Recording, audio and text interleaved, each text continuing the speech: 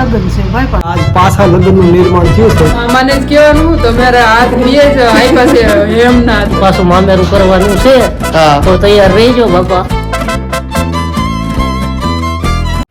જય સોમાં જય મોગલમાં બધાને કેમ છો? બધા મજામાં? આશા રાખું છું કે આપ સ્વસ્થ મસ્ત તંદુરસ્ત અને વ્યસ્ત છો. Welcome back to our new video, our new blog. મિત્રો મસ્ત મજાના બ્લોગમાં હજી ક્યાં બહેનો પણ મસ્ત મજાના રોંઢામાં આજે બ્લોગની શરૂઆત કરું છું. નવા બ્લોગમાં તમારું સ્વાગત છે. તો ઇન્દુબાની આપણે અપડેટ લઈ સવારની નહીં રોંઢાની. જય માતાજી, જય મોગલમાં, જય સોનલમાં, જય બાપા સીતારામ. આ લગ્ન વાળી હતી હમણાં મમ્મી તો કાંઈ એટલે થઈ ગયા વાતું કરતા હતા લગ્ન છે લગ્ન થઈ ગયા અને બેનના લગ્ન છે ભાઈ પાસે. અઠવાડિયામાં ભાઈ પૂરું કર્યું છે. બહુ આમ ભગવાન ભળી જાય હો. આવું બધું આયોજન કરવું ને આ તો કુટુંબનો બધાનો સાથ સહકાર હતો એટલે આ બધું માતાજીની દયાથી થઈ ગયું અને બહુ એટલે બહુ અમને રાજીપો થયો. બીજા નંબરમાં બેનના લગ્નની તારીખ આવી ગઈ. હે મમ્મી? આ 2 મહિના પછી 2 મહિનામાં જ બેનના લગ્ન છે. ઓહો, 2 મહિનામાં જ? 2 જ મહિનામાં. કારણ કે એ ભાઈના થઈ ગયા તાત્કાલિક એટલે બેન ને કે કરી જો લગ્ન, ઘડિયા લગ્ન ને ઘડિયા તોરણ એને હગાઈ કરી. માંડવો હતો તેથી હગાઈ કરી, સુંદડી ઓઢાડી ગયા અને આજ લગ્ન સમજી ગયા. હવે તારીખ તો 10 કેટલા 10/5 છે, 5મા મહિનાની 10 તારીખ છે.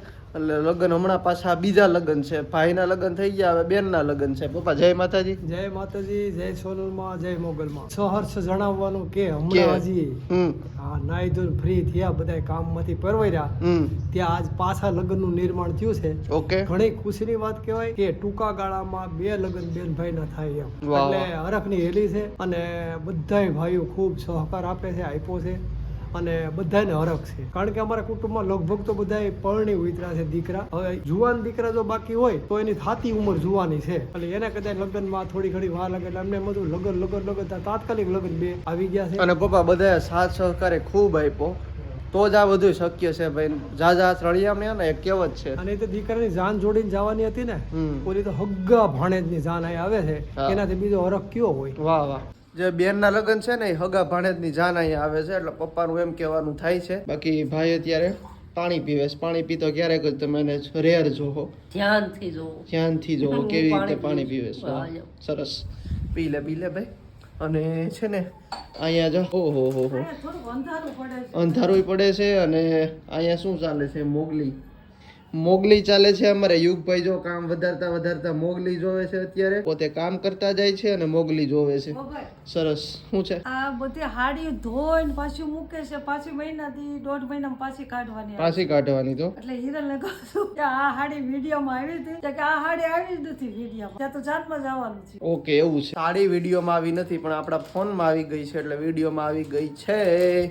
જય માતાજી, જય માતાજી, જય મોગલમાં. એ તો માંડવાથી પહેરી તે તમે મને વિડીયોમાં નહોતી લીધી એમ કહેવાનો મતલબ હતો એમ. અચ્છા, હું બધાને બોલાવા ગઈ હતી, તમે શૂટિંગ કરીને તમે તમારા કામમાં વયા ગયા હતા, મારું શૂટ નહોતું લીધું એમ. અચ્છા.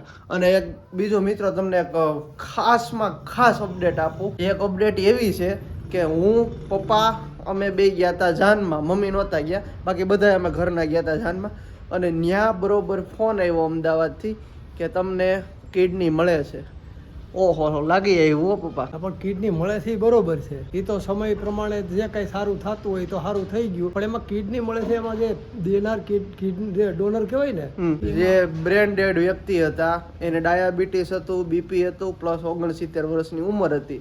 એટલે પછી અમે ના પાડી દીધી કે અમારે કિડની નથી જોતી. બરોબર ને ભાઈ? એ કિડની એવરેજ આપે એવી નહોતી. હા, એવરેજ આપે એવી નહોતી. એવી કિડની પણ હવે વેલો વારો આવી જાય કારણ કે ફોન આવવા માંડ્યા છે. અત્યાર સુધીમાં 2 વખત ફોન આવ્યા.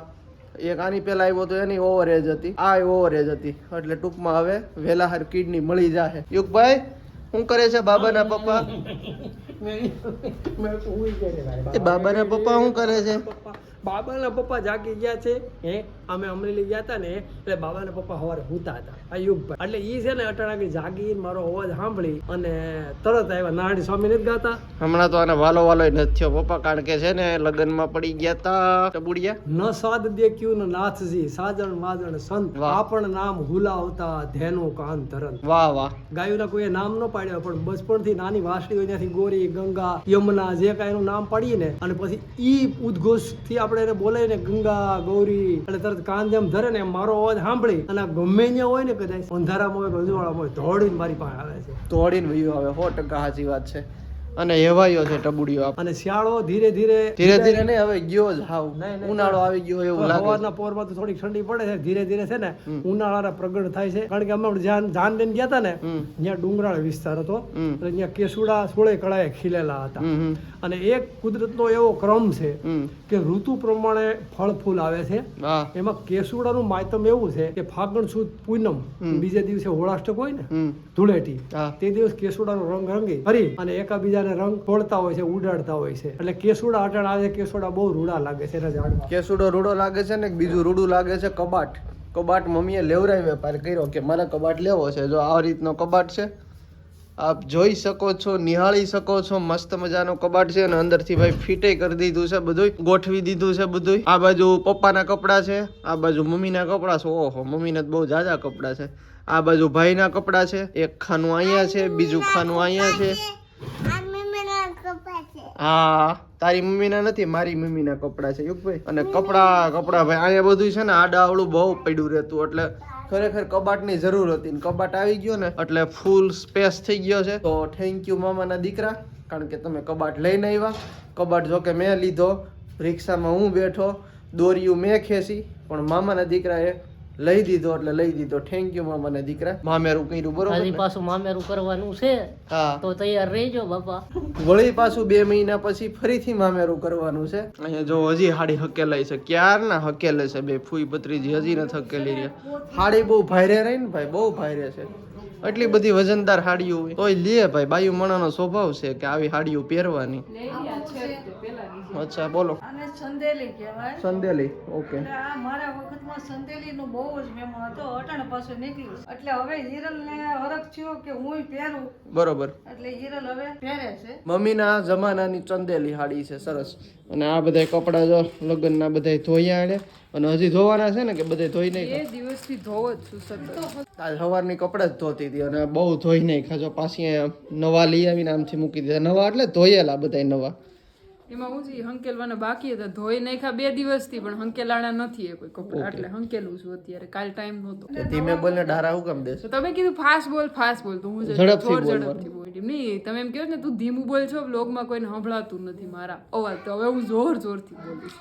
જોરથી બોલ પણ ડારા દઈને નહીં મેં એમ કહું છું હા પણ તમે કામ કરતા હતા ને તમે મને ડિસ્ટર્બ કરતા હતા એટલા માટે પછી હેઠું જોઈ જાય શરમાય બહુ જાય આમ જો નવા કપડા ને બધા ઈ ધોઈને થાકી છે અને તુંય દોડીને થાક્યો છે એટલે તમે વડકા નાખતા હોય એમ બોલો છો એવું નથી બોલતા તમને એવું લાગે જો છે એને નવી થપ્પી બધી મૂકી દીધી હવે જૂના લીધા છે હકેલવા કામ કરતા હોય ને તો પછી કામમાં જ આપણે ધ્યાન હોય કામમાં તમારું વિડીયોમાં ધ્યાન ન હોય એવું થાય એટલે અમે તો ધ્યાન રાખો વિડીયોમાં ધ્યાન રાખવાનું બીજા એક ગુડ ન્યૂઝ આપવાનો છું શું ગુડ ન્યૂઝ આપવાના હવે એ પછી એ ભાઈ હવે પાછા બેનના લગ્ન છે એટલે મામાને અને મામાના દીકરાઓને એને કહી દેજો કે તમે હવે શું લેવાના છો મામેરામાં તમારે વૈયા આવજો તૈયારીમાં હવે તો ઈ કંટાળી જાય છે કે ઘડીકમાં જો કા ગાડી જ્યોતિભાઈ જોઈએ છે ઓહો ફોર્ચ્યુનર જોઈએ છે હા હે અને હિરલને હું શું કહીશ એક વોશિંગ મશીન લઈ જો અમને ઓહો આ હું કહીશ ભાઈ હું જોઈશ તારે હવે અમારે ફોર્ચ્યુનર જોઈએ છે એવું મમ્મી કહે છે ઓહો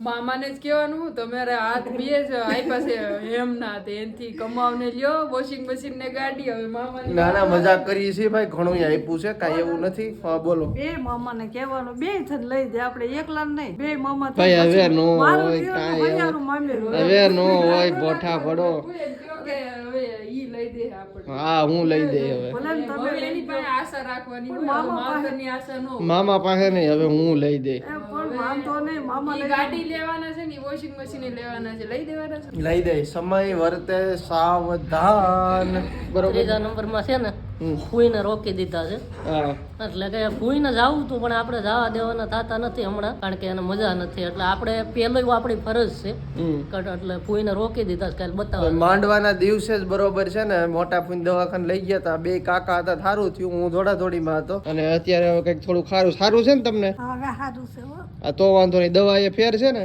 આ ફેર છે હા તો વાંધો નહીં, હમણાં આરામ કરો, ખાઓ પીવો ને મોજ કરો.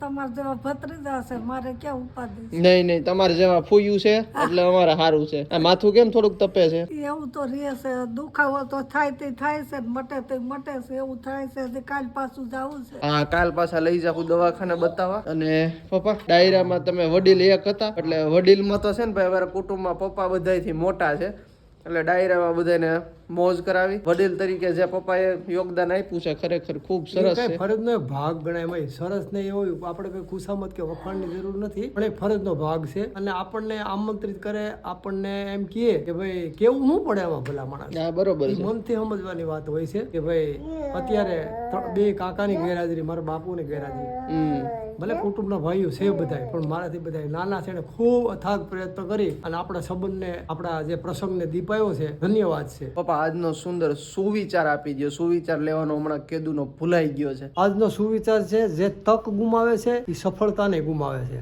વાહ વાહ, જે તક ગુમાવે છે તે સફળતાને પણ ગુમાવે છે. ખૂબ સુંદર સુવિચાર. કારણ કે તક છે ને એ ક્ષણિક હોય છે, આવે છે, અને એને માણસ જો તકને ઝડપી લે તો એમાં એ ખૂબ જ આગળ નીકળી જાય છે, એવું મારું માનવું છે. માટે તકને ગુમાવવી નહીં, તકનો લાભ લઈ લ્યો અને થ્રો મારી ગયો, ડાયરેક્ટ થ્રો. જો મિત્રો કાકા આજ બહાર ગામમાં વ્યાય છે, કાયમ ગામમાં જ વ્યા જાય છે અને રાતે મોડા આવે છે ને બેહે છે ને બધા મોજ કરે છે. તો એ અહીં ઘરે નથી એટલે હું એની અપડેટ નહીં લઈ શકું. તો આજનો વ્લોગ અહીં કરું છું એન્ડ. કેવો લાગ્યો નીચે કોમેન્ટ કરી દેજો. પસંદ આવતો કે લાઈક, ચેનલમાં નવા આવો તો સબસ્ક્રાઈબ. મળીએ છીએ જલ્દી નવા વ્લોગમાં. ત્યાં સુધી બધાને જય માતાજી.